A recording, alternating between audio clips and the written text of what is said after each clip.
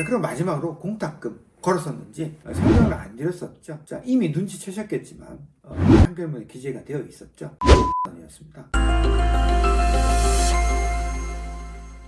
자, 앞에서 이 공탁법 개정으로 피해자의 동의 없이도 공탁이 가능해졌다고 설명을 드렸어요. 그러면 개정법이 시행된 것이 22년 12월 9일이니까 지금 촬영 시점 기준으로 한 달이 채 안 지났어요. 그런데도 뭐 저가 하고 있는 사건뿐만 아니고 주변에도 보면은 여기저기 실무상 상당히 많이 개정 공탁법을 통해서 공탁을 많이 하고 있는 것 같습니다. 마치 기다렸다는 듯이 공탁을 막 많이 하고 있는 것 같아요. 특히 대표적으로 강제추행이나 강간, 카메라 등 이용 장치 같은 성범죄 같은 경우에는 피해자가 모르는 사람인 경우도 많고 가해자가 합의 의사가 있다 해도 합의를 못하는 경우가 많았어요. 연락처를 안다고 해도 피해자에게 연락을 하지 않아야 되기 때문에 연락을 못해서 합의를 못하는 경우도 있고, 피해자가 합의할 의사가 있다 해도 합의금 수준을 너무 많이 요구를 해서 나는 내가 가진 수준은 조금밖에 없으니까 합의를 못하고 있는 그런 경우도 있었습니다. 무엇보다 피해자가 합의를 완전히 거부를 하고 아예 안 하겠다 이렇게 거절하는 경우가 있었기 때문에 이런 여러 가지 상황들이 있기 때문에 성범죄에 있어서 합의가 무척이나 어려웠어요. 바로 이런 경우에 공탁을 하시는 겁니다.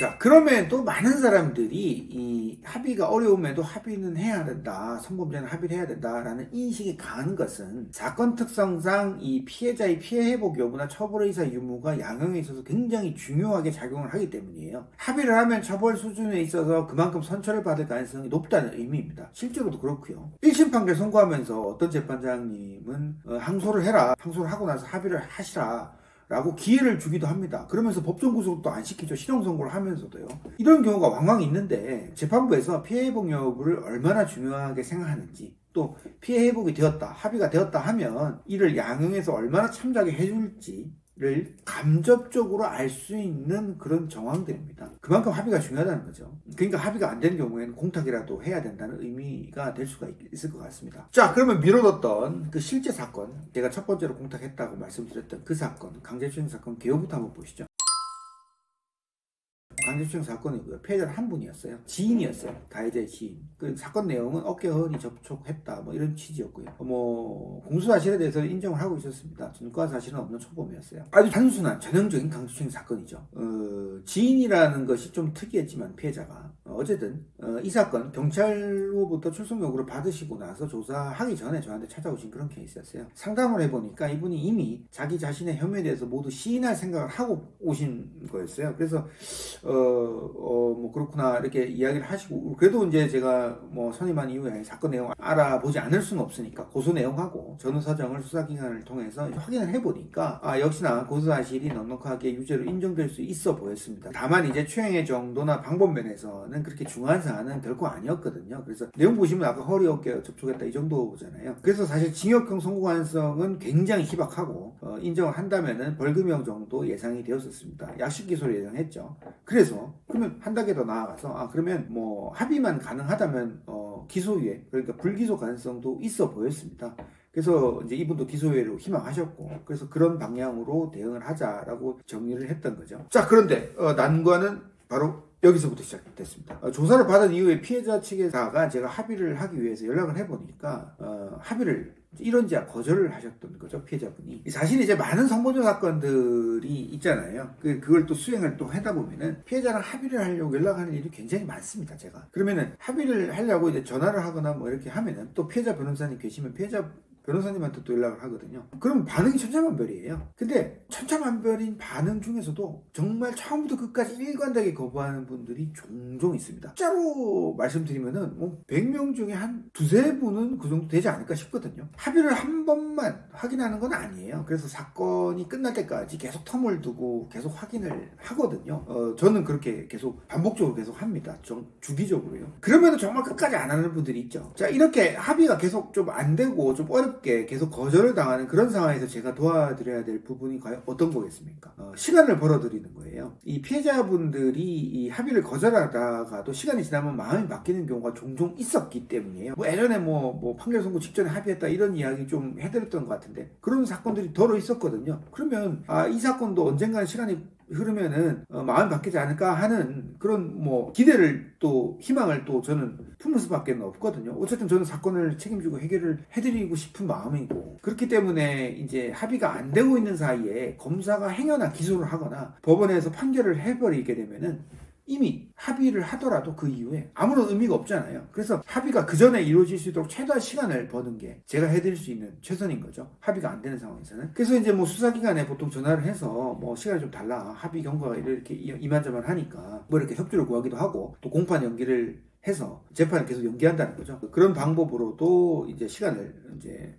벌어들이는 겁니다. 그래서 이 사건도 제가 수사기관에 충분히 협조를 구해서 뭐 바로 송치시키지 않고 경찰도 좀 기다려줬고요. 검사가 또 처분을 또 안 하고 또 검사도 좀 기다려줬던, 일정 부분 기다려줬던 그런 상황이었어요. 그럼에도 사건은 늘 예상대로 흐르지가 않죠. 이 사건 결국 검사가 처분하기 이전까지 합의가 되지는 않았었습니다. 굉장히 낙담을 할 수밖에 없었던 상황인데 이 소식을 전해드리는 것도 굉장히 죄송스럽기도 하고 그랬었습니다. 안타깝기도 하고, 뭐 기소유예를 못 받았다는 거죠. 예상대로 약식 기소가 되어서 벌금형으로 구형이 되었지만은 이 약식명 나온 후에 정식재판 청구를 했었습니다. 이 벌금을 내면 사건이 끝나버리게 되니까 더욱 감형받기 위해서는 정식재판 청구를 할 수밖에 없었고, 그것이 유일한 방법인 줄은 피고인도 알고 계셨으니까 망설이지 않고 정식재판 청구를 하셨었죠. 사실 정식재판 청구를 하지 않으면 그런 기회를, 감형받을 기회를 갖지도 못하는 거니까 뭐 할 수밖에 없는 그런 사안이었습니다. 그러면 재판 날짜가 뭐 넉넉하게 잡히겠거니, 그러면 또 시간이 또 생기겠거니, 이렇게 또 좀 생각을 하고 있었거든요. 그런데 또 재판 날짜가 좀 빨리 잡혔어요. 또 굉장히 금방 잡혔어요. 이게 너무 금방이 잡혀서 나중에 재판 가가지고 재판 날짜가 너무 금방 잡힌 것 같다, 이런 이야기를 드리니까 재판장님이 뭐라고 하시냐면, 이거 뭐 정식재판 청구한 사안이어서 빨리 좀 진행해드리려고 일부러 빨리 잡았어요, 이렇게 또 얘기하시더라고요. 저희 속사정은 모르고. 어쨌든 뭐 그 부분은 재판장님이 뭐 배려해 주신 거라고 생각을 하지만은 저희 입장에서는 늦게 잡혀서 좋겠는데 빨리 잡아가지고. 그래서 재판이 잡힐 무렵에 또 피해자분한테 또 연락을 안 할 수가 없죠. 뭐 텀을 두고 연락을 계속 한다고 말씀드렸으니까. 그래서 피해자 쪽에 또 연락을 해보니까 또 여전히 합의를 또 거부를 하셨습니다. 그래서 또 이제 또 고민에 빠졌죠. 또 생각을 해보니까 공소 사실에 대해서 이제 지금 피고인이 다투지 않고 있으니까 이번 재판, 빨리 잡힌 재판기일에 출석을 하면 변론이 끝날 것 같은 거예요. 그래서 종결이 되고 뭐 빠르면 2, 3주, 길면 3, 4주 뒤에 판결 선고를 받게 될 텐데, 그러면은 약식 기소된 그대로 벌금형이 확정될 가능성이 매우 높은 거예요. 왜냐면 그 사이에 시간이 없는데 또 마음이 바뀔 리가 만무하잖아요. 근데 이제 당시에 보니까 이제 재판 시작 시점을 적어도 한 달 정도 연기를 하게 되면 개정법이 시행되어서 공탁이 가능해질 것 같은 거예요. 그래서 어떻게 해야 될까 이제 고민을 좀 했죠. 근데 연기는 또 안 될 것 같고, 왜냐면 연기 사유가 마땅한 게 없거든요. 보통 변호사들이 연기하는 방법이 어떤 거냐면 피고인 사정 되는 거예요. 피고인이 어디 뭐 출장 가거나, 또 뭐 피고인이 아프다거나 병원 가거나 뭐 이런 경우도 있고, 정 안 되면은 변호인 개인적인 사정. 변호인 개인적인 사정으로 아주 공식적으로 바로바로 연기가 되는 그런 건 대표적으로 뭐가 있냐면, 다른 재판의 날짜하고 겹친다는 거예요. 그 시간대에 뭐 어느 법원에 가야 되는데 시간이 없다, 이런 식으로. 그리고 이제 뭐 또 뭐 변호인이 뭐 몸이 안 좋다, 뭐 이런 이야기 되기도 하고, 또 뭐 변호인이 상당했다, 어디 상가집 가야 된다, 또 뭐 여러 가지 이유가 있습니다. 신혼여행 뭐 그런 것도 있고요, 뭐 휴가 뭐 이런 것도 있습니다. 근데 뭐 어쨌든 뭐 있는 거 없는 거 다 끌어가지고 그만큼 절실하니까 연기 신청을 하는 건데, 그 모든 사유가 다 받아들여지는 건 아니거든요. 근데 뭐 이분 연기를 해야 될 시점에 왔는데 연기 신청을 할 만한 마땅한 사유가 떠오르지도 않고, 이분은 또 개인적인 사정도 없으신 거예요. 그래서 이거 어떡하지, 출석은 해야겠다, 이렇게 생각하던 차였어요. 그때 제가 생각했던 것이, 자, 이왕 이렇게 빨리 잡힌 길에 어쨌든 출석은 하고, 뭐 출석 임의로 안 할 수는 없으니까요. 연기는 하지 말고 공소사실 인부를 하지 맙시다, 이렇게 이제 말씀을 드렸어요. 공소사실 인부라는 게 뭐냐면은, 재판 딱 들어가면 검사가 공소사실을 막 읽거든요. 피고인은 의시장소에서 피해자를 추행했다, 이렇게. 그러면은 이제 피고인에 대한 의견을 물어봐요. 이거에 대해서 인정하는지 부인하는지를 묻는 겁니다. 그거에 대해서 답변하는 것이 공소사실 인부 절차인데요. 인정을 하게 되면 앞서 말씀드렸다시피 바로 증거 동의를 해야 하는, 뭐 증거 동의를 할 수밖에 없고, 그럼 뭐 증거 조사가 마무리되고요. 1차 기일에서 종결이 되거든요. 그럼 판결 선고 바로 잡히고. 그러면 또 시간 없겠죠. 그래서 인정 할지 부인할지를 아직 정하지 못했다. 이렇게 이야기를 하는 겁니다. 그래서 임기응 위원이죠. 그래서 변론 방향이 아직 정해지지 않았다. 이렇게 말씀을 드렸고 검토할 시간이 좀 달라. 피고인하고 저하고 이견이 좀 있다. 이렇게 이야기를 해버렸어요. 물론 이 사건은 혐의 사실을 인정을 하기로 했던 사안이고 이미 수사 단계에서부터 계속 인정을 해왔던 사정이 있었지만 어쨌든 겉으로 그런 사정이 드러나지는 않거든요. 왜냐면 이 그 증거 조사가 이루어지기 전까지는 이제 피고인이 어떤 입장이었는지 수사기관에서 어떤 입장이었는지 구체적으로 재판장님은 알 수도 없고 또 안다고 하더라도 또 그 번복할 수도 있는 거기 때문에 뭐 공사시 인부에 대해서 아직 정하지 못했다라고 이야기하면 검토할 시간을 줄 수밖에 없는 겁니다. 그래서 재판 과정에서도 어차피 인정하기로 했던 사안이지만 시간을 벌기 위해서 겉으로 드러나지 않는 그런 사정을 좀 이야기를 해서 또 한 4주 정도 뒤로 속행을 시킨 거예요. 속행이라는 거는 두 번째 재판을 갖는다는 의미입니다. 그래서 이제 시간을 벌 수 있게 되었던 거죠. 그 사이에 두 번째 길 갔다 오고 나니까 이제 개정된 공탁법이 이제 시행이 되었고요. 공탁을 할 수 있게 되었던 겁니다. 그래서 실제 이분 공탁서 보여드릴 수는 없고요. 비슷한 양식의 공사 공탁서 한번 보여드리겠습니다. 공탁서라는 게 이렇게 생겼어요.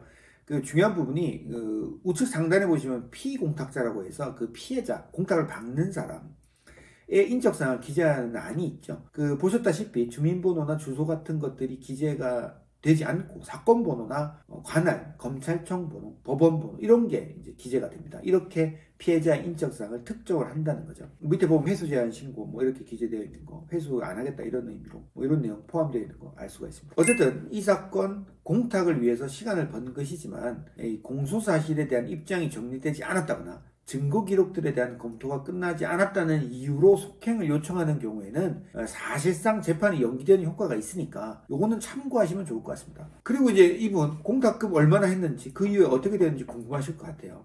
아까 공탁을 하면은 이 법원이나 검찰에 자동적으로 통지가 되고 그를 통해서 피해자 측에도 통지가 간다고 설명을 드렸었죠. 공탁을 했습니다. 공탁을 하고 나서 며칠 지나지 않아서 피해자 측에 연락이 왔었어요. 왜 연락이 왔을까 궁금했는데 공탁금 왜 했냐 이렇게 저는 물어볼 줄 알고 그렇게 있었는데 갑자기 합의를 하시겠다는 거예요.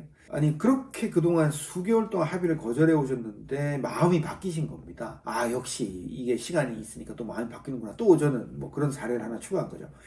피해자가 마음이 바뀐 이유를 저는 알 수가 없습니다. 지금도 잘 모르겠어요. 그런데 아무래도 제가 추측을 하자면 굳이 추측을 하자면 이분이 계속 사죄 의사라든지 이 합의를 하고 싶다, 합의를 하고 합의금을 지급하겠다 이런 이야기들은 계속 들어왔던 거죠. 제가 확인한 시점마다 그런 의사를 전달을 받았던 것은 알고 계시는 거고. 그런데 이제 현실로 이제 공탁금을 턱 내놓고 공탁 사실 통지를 받으시니까 이런 사실을 보고 이분이 진짜 진정성 있게 이 공탁이라는 게 사실 합의금 주는 거하고 전혀 다른 의미거든요. 이제 합의를 안 해도 공탁을 하는구나, 이게 돈을 내어놓는구나 라는 부분에서 진정성을 느끼지 않았을까, 사죄의 진정성을 느끼지 않았을까, 그래서 마음이 바뀌셨던 건 아닐까, 저는 그렇게 생각을 하고 또 그렇게 믿고 싶습니다. 그래서 공탁감을 찾아가는 조건으로 합의서만 작성을 하고 또 부랴부랴 법원에 이제 제출을 하게 된 겁니다. 어쨌든 이렇게 또 누차 말씀드리는 부분이지만 합의만 했다고 바로 끝나는 거는 결코 아니죠. 이 공탁 이후에 자연스럽게 합의가 이루어지게 됐고 이러한 사정뿐만 아니고 기타 평소에 피고인이 제출했던 여러 가지 양형 자료들을 통해서 적극적으로 또 정상관계를 주장을 했고 이 부분을 모두 고려해서 판결이 난 겁니다. 이분 판결 어떻게 났는지 판결문으로 보여드리겠습니다. 자, 판결문 보시면 선고유예를 받으셨죠? 최고의 판결 아니겠습니까? 선고유예를 다행히 받으셨죠. 선고유예를 받으신 이분 어떤 양형자료 제출했는지 또 궁금하시죠? 한번 보시죠. 피고인의 정상관계와 그와 관련된 제출 자료에서 제가 정리를 한번 해봤습니다. 이번 처음부터 범행 시인하고 반성하고 사죄 노력해왔죠. 그러한 사정들은 반성문, 사과편지 이런 것들 제출했고 사죄 노력해왔다는 사정은 제가 계속 합의 노력을 해왔으니까 그런 부분들 구체적으로 언제 이렇게 사죄 노력을 해왔는데 안타깝게도 안 됐다 이런 의견서 제출을 했고요. 평소 지병이 있었어요. 그래서 진단서 의무교육 제출했고 형사처벌시 직장 내 불이익 있다는 점, 직장 내 인사규정 첨부해서 제출했었습니다. 그리고 이런 사정들 해석해가지고 규정 해석해가지고 이런 일정 수준 이상 처벌받으면 이렇게 된다라는 거 의견서로 제출했고요. 우발적 범행이고 추행의 정도가 경미하다는 평가 부분, 이런 부분들은 이제 사건 경위 파악한 제가 기록 검토해서 의견서로 해석을 하는 그런 의미로 의견을 제출했죠. 그리고 평소 선행하셨던 부분들도 있었어요. 봉사활동 확인서나 여러 가지 기관에서 받았던 표창장들 이런 것들도 제출을 좀 했죠. 그리고 피해 회복 여부에 관해서는 아까 말씀드렸던 제일 중요한 공탁서도 제출했고, 그리고 그 이후에 이루어진 합의서도 제출을 해서 피해 회복이 이루어졌다, 이렇게 참작해달라, 이런 식으로 제출했던 겁니다. 제가 예전에 양형자료 준비 방법이라든지 양형자료들이 어떤 게 있는지는 설명을 한번 드린 바가 있으니까 관련 영상 시청해 주시면 좋을 것 같습니다. 자, 이렇게 제출했던 자료들 어떻게 해석이 되어서 아까 말씀드렸던 선고유예가 나왔는지 한번 볼까요? 양형 이유입니다. 이분 진짜 판결문에 이렇게 기재가 되어 있는 거 그대로 제가 따서 이미지화 시킨 거거든요. 읽어보시면 피고인의 범행을 자백하고 있고 초범이 있고 합의했다 1,000만 원 주고 추행의 정도가 경미하다라고 기재되어 있죠. 연령, 성행, 수단, 동기, 범행의 정황 이런 거 고려해서 결정했다 이렇게 되어 있습니다. 여러 가지 사정들, 단순히 합의만 했던 사정만 반영한 것이 아니라는 거 아실 수가 있겠죠. 자, 그럼 마지막으로 공탁금 걸었었는지 설명을 안 드렸었죠. 자, 이미 눈치채셨겠지만 판결문에 기재가 되어 있었죠. 10만 원이었습니다. 당초 약식 기소된 벌금형은 400만 원이었어요. 근데 제가 이제 얼마를 공탁할까 고민을 하다가 제가 말씀드렸죠. 공탁금 2배 이상 하자 이렇게 말씀드려서 1,000만 원을 공탁을 했습니다. 또 이분도 또 수락을 하시고 또 피해자분한테 충분한 사죄가 전달되었으면 하는 마음에 넉넉하게 공탁을 했던 거죠. 선고유예를 받은 벌금형은 당초 약식 명령 받은 400만 원보다 100만 원 감형된 300만 원으로 줄었었습니다. 그래서 벌금형 300만 원의 형의 선고유예를 받으신 거죠. 만약 벌금형 사건에서 공탁을 하실 거라면은 적어도 벌금 액수 이상은 하시는 것이 좋을 것 같습니다. 왜냐면 공탁한 사정을 참작할지 여부는 전적으로 재판부의 재량 사안이니까 아무래도 많이 공탁할수록 피해 회복에 도움이 된다라고 재판부에서 평가를 하겠죠. 그렇기 때문에 그만큼 선처를 받을 가능성이 높고 참작을 해줄 가능성이 높다는 그런 의미로 보여집니다. 물론 벌금형이 아닌 구속되는 사건, 실형이 선고되는 그런 사건들, 구속될 사건, 그런 경우에는 공탁 전에 충분히 변호사하고 상담을 하시는 게 좋을 것 같아요. 왜냐면 사건 경위가 굉장히 다양하고 징역형의 개월수라든지 이런 것들 내지는 피해자가 합의금을 얼마를 요구했는데 얼마를 준비를 못해서 내가 가지고 있는 수준이 이 정도밖에 안 된다, 이런 사정들, 여러 가지 사정들이 있을 거 아니에요. 그런 것들 다 고려해가지고 적정한 액수를 책정하는 것이 무엇보다 중요하겠죠. 그럼에도 불구하고 공탁을 했는데 너무 터무니없이 적은 금액 공탁을 하면은 이거는 공탁의 의미, 사죄의 의미로 받아들일 수 없다고 해서 아예 인정조차 되지 못하고 또 그 반환을 받지도 못하는 거니까 공탁금은 아무런 의미가 없게 되니까 너무 작게도 너무 많게도 하지 않는 적정 공탁 액수가 얼마인지 정하는 문제는 당사자분들이 좀 판단하기가 좀 어렵지 않을까 싶습니다. 그래서 전문가하고 좀 상의를 하신 후에 정하시는 게 좋을 것 같습니다. 자, 이렇게 개정된 공탁법 시행 이후에 처음으로 공탁한 강제추행 사건에 대해서 좀 설명을 좀 드렸었습니다. 개인적으로 첫 번째로 한 공탁 사건이었는데 잘 마무리가 될 수 있었기 때문에 굉장히 보람이 있었던 사건이었습니다. 물론 공탁으로 인해서 어떻게 합의를 할까 이렇게 고민했던 그 합의가 도출되었던 것이 운도 따랐다 이렇게 저는 생각을 하고 있습니다. 어쨌든 공탁이 가능해졌기 때문에 합의가 될 수 있었고 해결이 가능했던 사안 아니겠습니까? 만약 이 사건 수사 단계에서 합의가 안 되었다고 해서 포기를 했다면, 그 정식재판 청구를 하지 않았다면, 공탁을 하지 않았다면 합의의 기회도 없었을 것이고 결국 선고유예라는 결과를 받을 수는 없었을 겁니다. 이 사건 이외에도 지금 현재 아까 말씀드렸지만 계속 공탁을 하고 있습니다. 개정법에 따른 공탁이요. 다음에 기회가 되면은 이 공탁한 사건들만 어떻게 됐는지 한번 모아서 정리해보는 시간 가질 수 있도록 하겠습니다. 한 가지 사건이었지만 여기서도 제가 드리고 싶은 마지막 메시지가 있습니다. 합의가 안 된다고 해서 포기하지 말자입니다. 여기까지 하겠습니다. 팁변 이동건 변호사였습니다. 고맙습니다.